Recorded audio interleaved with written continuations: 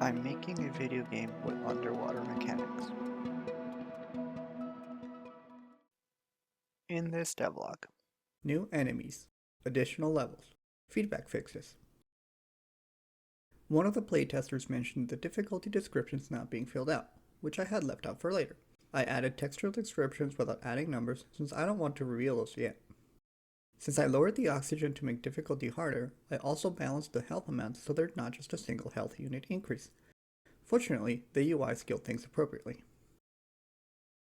A bug that was called out a while ago was that having the leaderboards open on the world map still allowed you to navigate between anchors.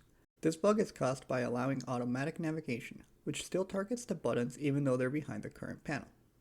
I fixed it by defining explicit navigation for the leaderboards manager, but I think I could have done something with canvas groups and disabling them too. For the next levels, I wanted to explore placing multiple streams together and seeing how they behave. The initial streams allowed blocking the jet stream, so I updated the scripts to make that behavior configurable. After placing two jet streams together, I worked on making a cover for them that was based on the initial base. I also made a version with 3 streams. These streams will also be rotated in horizontal facing, so I copied the button setup and made it affect both streams. The 180 rotation needed some special handling based on how I originally set up the particle system.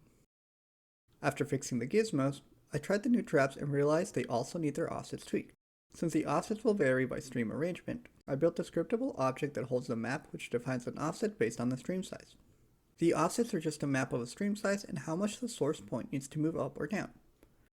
I also copied the offset system to the attractor stream traps. This one uses the same value since the particles are emitted from the top. Then I worked on making multi-stream versions for the attractor streams. While working on these, I realized why I originally required special rotation logic with the particle system. I solved this problem by adding a parent object to the stream and rotating that instead.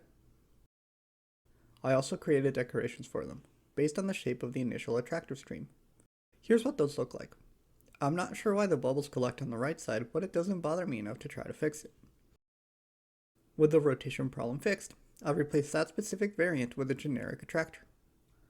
These streams have a slider to set the size, which I upgraded to based on a suggestion in Discord.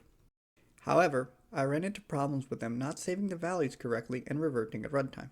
After much research, I ran into this post that explained the problem I had. I ended up fixing it by adding a call to mark the downstream object as dirty in order to save the overridden force. I also had to mark the stream size field as serializable so that part wouldn't reset too. With all those problems fixed, I proceeded with the level design. To design these levels, I took inspiration from the shapes of Mesoamerican pyramids. As usual, I started with a sketch of the shape with some minor idea for a trap setup I had.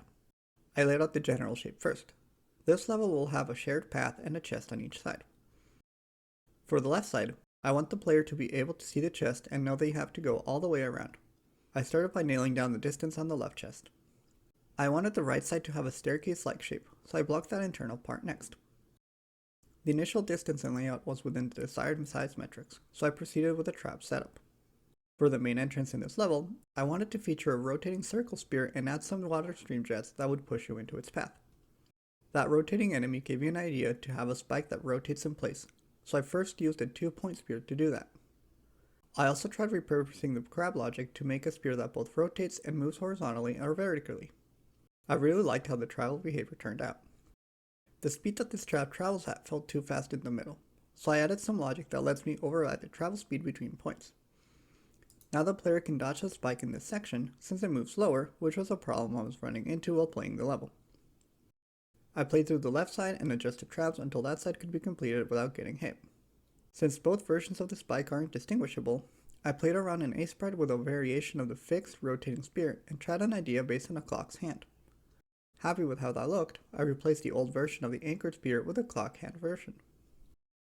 I think the new shape really makes it clear how this enemy is supposed to move, compared to the old one. After laying out the right side traps, I played through the level and adjusted traps until I could beat it without getting hit in its blockout form. As always, I started the arc pass with the collider tiles.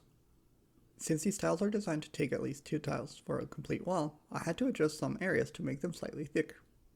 Then I did the filler tiles, double checking there were enough tiles for the minimap to display correctly. As usual, I played through the level in its final art form, tweaking traps and adjusting things until I could beat it without getting hit. Here's a high-level overview of this level.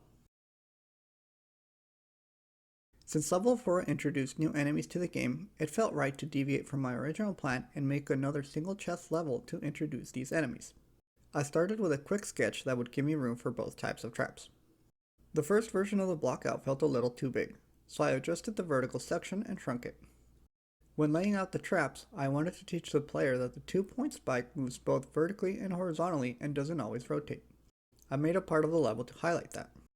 Since I want the player to be able to dodge those traps as they come towards them, I had to tinker with their speed since the default is too fast. I edited timings and positions, and eventually I completed my run through the blocked out level without getting hit. With that checked off, I worked on final art, adding the collider tiles, filler tiles, and water. Then I ran the final test, an art complete level with a run without getting hit. Here's a high level overview of this level. For this level, I wanted to revisit an idea of having multiple paths for both chests. The level would feature an intersection in the middle. My first pass at a blockout was to get the general shape laid out and resize it as needed. I spent some time testing the sizing to ensure it wasn't too small, playing through the level without traps until the distance to both chests was in line with other levels in the game. The final size test was a little under 40 seconds, which I felt I could live with by having the traps move faster. Since I made the triple stream traps, I set some up as one of the main features of this level. I also laid out some double stream pushers on one of the paths. With all the traps laid out, I ran through the level, adjusting positioning and timings until the level felt challenging, but I could still beat it without getting hit. Even though the timing is under 40 seconds, I think the difficulty for traps here makes up for the distance. While playing through the blockout, I noticed some bad FPS dips after adding a bunch of traps. I used a profiler which pointed out a lot of polygon colliders as the problem. I played around with disabling traps of a type to pinpoint the problematic one. Thinking I could fix it quickly, I swapped from polygon colliders to edge colliders since I read some forum posts about moving polygon colliders causing performance problems. This did not entirely fix it, since these traps still move a lot. I disabled their movement just as a baseline for how much they affect performance. I created a task to revisit this trap, but I'm not opposed to the idea of making these not move. I decided to move on to the art path anyway and worry about the performance problem later. With a collider laid out, I spent some time aligning the traps to the tiles. Since this is a bigger level, I tried giving it a better shape with the filler tiles so it feels like a taller pyramid and not a tower. Then I played through the level a lot, until I could beat its final art version without getting hit. Here's a high level overview of this level. A playtester pointed out that the 6 levels all seem to have a 3-chamber setup and a common path, so I made a small sketch with that idea. For this level, I wanted to have the common path be a long quetzal course so the player could take advantage of riding them for safety. Since these larger levels are harder to make, I started by making a rectangle that was 9 by 6 units, which matches the size of the other 3 chest levels. Then I worked on placing the internal barriers. I spent a lot of time tweaking the shape of the level and altering the sections until I had a size without traps that felt right. With the general shape in place, I worked on placing the quetzals on the top and bottom. These were a little bit tricky to place in the right spot due to their length, since I can't actually see the move tool in the editor in some areas. After most general areas were laid out, I spent a little bit of time lining up traps on each of the areas, using the player metric blockout to ensure I could get through them. Then I played through the level with traps, trying to beat it without getting hit. My first run, I ran out of oxygen, which meant the level was slightly too big and had to be shrunk. I shrank the level of one large square and retested. This time I could complete it in the time allotted but took a hit. However, it was cutting it too close still. After another pass at shrinking some areas, I finally completed a run without getting hit in the blockout phase. In this run, I had about 5 seconds left, but I believe that's because I wasted time circling around the level. In order to confirm I could beat the level in about 80 seconds, I tried another attempt without getting hit and trying to optimize the path. I was able to get about an 80-second run, which I think could be faster if I threw the chests. With those 2 tests complete, it was time to add the art. Adding the collider tiles was pretty quick since most of the level is one large rectangle. To give it the pyramid shape, I spent some time making steps with the filler tiles. I also used the camera blockout rectangle to ensure I had tiles wherever the player could see. Then I spent about an hour trying to complete a run without getting hit.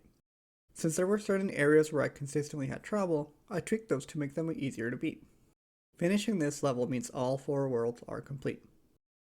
Here's a high-level overview of this level. That's it for this devlog. My focus for the next part will be Prepare a playtest for players to try Worlds 3 and 4. Work through some of the playtest feedback items. If you want to support me, please visit the Don't Drown store page linked in the description and add the game to your wishlist. Until next time.